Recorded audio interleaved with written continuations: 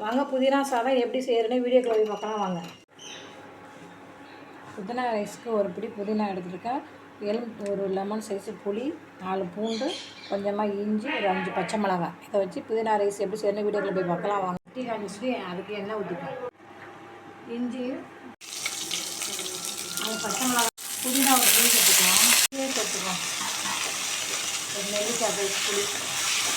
ரொம்ப வதங்க வேணாம், சும்மா கொஞ்சம் பச்சை வாசனை போனால் தான் நல்லாயிருக்கும். கொஞ்சம் நேரம் சூடு ஆறட்டும். இப்போ மிக்ஸி ஜாரில் போட்டு அரைச்சி எடுத்துக்குவோம்.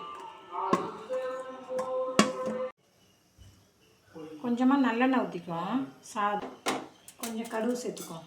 2 பச்சை மிளகாய் கிள்ளி போட்டுக்குவோம். கொஞ்சமாக கடலைப்பருப்பு, உளுத்தம்பருப்பு போட்டுக்குவோம். கடலைப்பருப்பு கொஞ்சோண்டு போட்டுக்குவோம்.